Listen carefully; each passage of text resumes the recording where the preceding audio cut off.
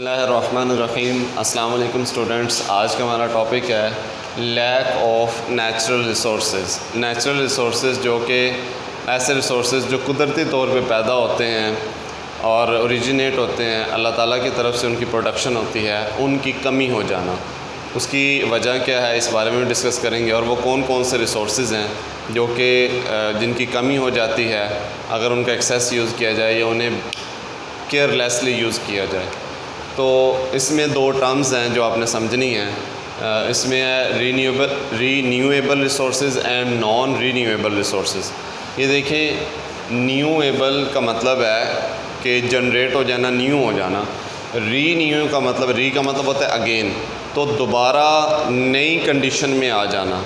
ठीक है, अगर तो रिसोर्स इस काबिल है, एबल का मतलब होता है काबिल होना। अगर तो रिसोर्सेज इस काबिल हैं कि वो दोबारा अपने आप को जनरेट कर सकते हैं अल्लाह के हुक्म से, तो इसे कहते हैं रीन्यूएबल रिसोर्सेज। अब रिसोर्सेज किसे कहा जाता है? रिसोर्सेज कहा जाता है कोई भी चीज़ जो कि निकल रही है, जो पैदा हो रही है, जिसकी हमें ज़रूरत है और जो पैदा हो रही है, उसे कहते हैं रिसोर्स।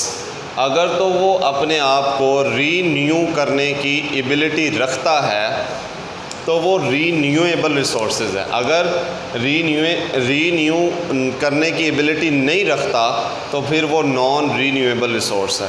अब इसकी डेफिनेशन करते हैं। द रिसोर्सेज, ऐसे रिसोर्सेज, ऐसे ज़राए, ऐसी चीज़ें विच कैन बी रीजनरेटेड, जो दोबारा जनरेट की जा सकती हैं, पैदा की जा सकती हैं।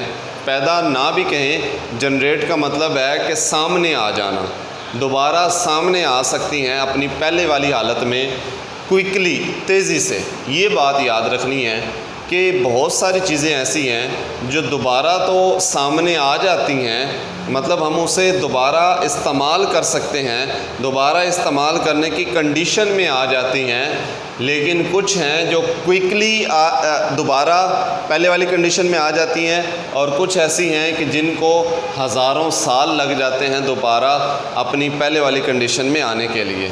तो पहले वाली कंडीशन में अगर वो क्विकली आ जाती हैं 2 दिन में, 4 दिन में, 1 माह में, 1 साल में, 10 साल में, 20 साल में, तो फिर वो रीन्यूएबल रिसोर्स है।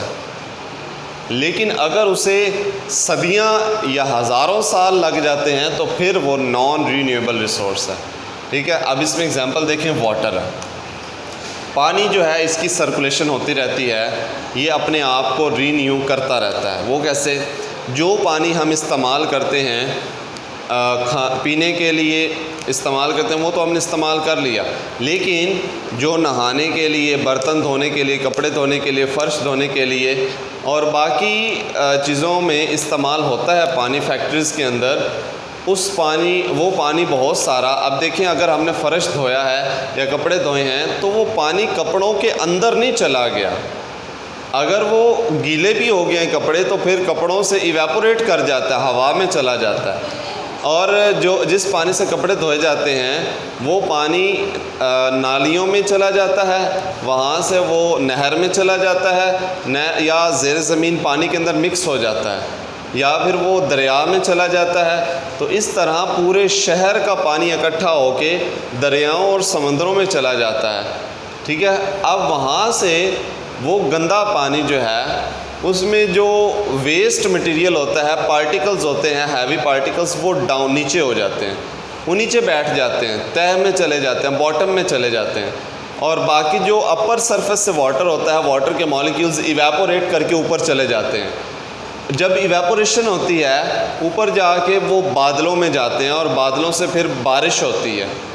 तो वो बारिश होती है तो फिर ताज़ा पानी, मतलब सिर्फ वाटर के मॉलिक्यूल्स जिसमें से वेस्ट मटेरियल और वेस्ट पार्टिकल्स नीचे बैठ गए थे, सेपरेट हो गए थे, वो वाला सिर्फ पानी वो ऊपर से बरसता है।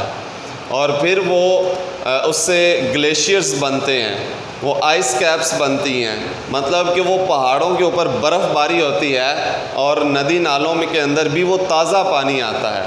और उसी पानी को हम अगर जाएं इधर नॉर्दर्न एरियाज़ की तरफ, मतलब मरी की तरफ और इसके आगे नारान कागान और गिलगित बल्तिस्तान, तो इन इलाकों में पहाड़ है, नीचे मोटर तो नहीं लग सकती पानी को निकालने के लिए, तो वहाँ पर वही पानी इस्तेमाल किया जाता है जो कि बर्फ़ के मेल्ट होने की वजह से, आइस के मेल्ट होने की वजह, जो बर्फ़बारी हुई थी और पहाड़ों के ऊपर बर्फ़ जम गई थी, वो जब मेल्ट होती है तो वहाँ से नाला बनता है और पानी नीचे को आता है, वही पानी वो इस्तेमाल करते हैं। अब वो देखिए, वो पानी जो हमने कपड़े धोने के लिए इस्तेमाल किया था, जो हमने बर्तन धोने के लिए इस्तेमाल किया था, वो जो हमने फ़र्श धोने के लिए इस्तेमाल किया था, वो गंदा हो गया था, हम उसे दोबारा इस्तेमाल नहीं कर सकते थे।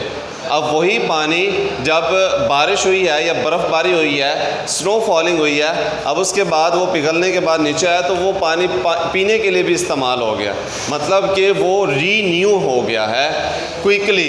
ये साल में ही हो जाता है, हर साल जो है वो पानी अपने आप को रीन्यू करता है, और बल्कि साल से कम अरसा ही लगता है, साल के अंदर अंदर ही।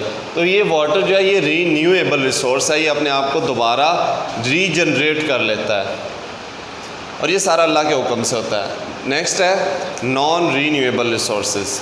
इसमें the resources which can not be regenerated quickly, जो क्विकली अपने आप को रीजनरेट नहीं कर सकते, जिन्हें सदियां और हज़ारों साल चाहिए होते हैं अपने आप को रीजनरेट करने के लिए, उनमें एग्जांपल है फॉसिल फ्यूल। फॉसिल फ्यूल जैसे कि पेट्रोल ज़मीन से निकलता है। साइंसदान ये कहते हैं कि जो पहले डायनासोर्स वगैरह होते थे हज़ारों साल पहले, 20,000 साल पहले, 30,000 साल पहले, 1,00,000 साल पहले और करोड़ों साल पहले, जो पहले डायनासोर्स होते थे वो ज़ेरे ज़मीन दफन हो गए। अब उनकी हड्डियों से और उनके जिस्म से, बड़े बड़े जिस्म से, ज़मीन के अंदर हाई टेम्परेचर और प्रेशर की वजह से वो आहिस्ता आहिस्ता वो पेट्रोल, डीज़ल, गैस में कन्वर्ट हो गए, और जो प्लांट्स की बॉडीज़ थी वो कोल में कन्वर्ट हो गई, वो कोयले में कन्वर्ट हो गई, और जो एनिमल्स की बॉडीज़ थी वो फॉसिल फ्यूल्स में मतलब वो पेट्रोल में, डीज़ल में और गैस में कन्वर्ट हो गई। ये जो सुई गैस आज हम इस्तेमाल करते हैं, ज़मीन से निकाल के इस्तेमाल करते हैं, वो कहते हैं असल में ये फॉसिल कहते हैं ढांचे को। तो उनके ढांचे हैं जिनसे ये फ्यूल बना है। फ्यूल कहते हैं जलाने वाली चीज़ को। तो देखें, पेट्रोल भी जल जाता है, गैस भी जलती है, आग जलाते हैं हम उससे, और कोयला भी जलता है और डीज़ल भी जलता है ट्रक्स के अंदर। तो ये जलने वाली चीज़ें जो कि फॉसिल से बनी है, इन्हें फॉसिल फ्यूल कहा जाता है। मतलब कोल है, पेट्रोल है, डीज़ल है, और इसी तरह सुई गैस है या नेचुरल गैस है, CNG कंप्रेस्ड नेचुरल गैस। तो ये चीज़ें अपने आप को रीन्यू नहीं कर सकती इतना जल्दी। अब फॉर एग्ज़ाम्पल आपने जो है वो कोयले को जलाया, वो राख बन गया, अब दोबारा आप उसे नहीं यूज़ कर सकते। दोबारा वो कैसे बनेगा? वो हज़ारों साल बाद ही दोबारा जानवरों के जो है वो ज़ेरे ज़मीन दफन होने से फिर हज़ारों साल लगेंगे, वो ज़ेरे ज़मीन दफन रहेंगे, और उसके बाद ही वो पेट्रोल, डीज़ल और सुई गैस में कन्वर्ट होंगे। तो इस तरह ये रिसोर्सेज अपने आप को दोबारा इतना जल्दी क्विकली रीन्यू नहीं कर सकते, रीजनरेट नहीं कर सकते, इसलिए इन्हें कहा जाता है नॉन रीन्यूएबल रिसोर्सेज। आज के लिए इतना ही काफ़ी, बाकी इंशाल्लाह नेक्स्ट टाइम। अल्लाह हाफ़िज़।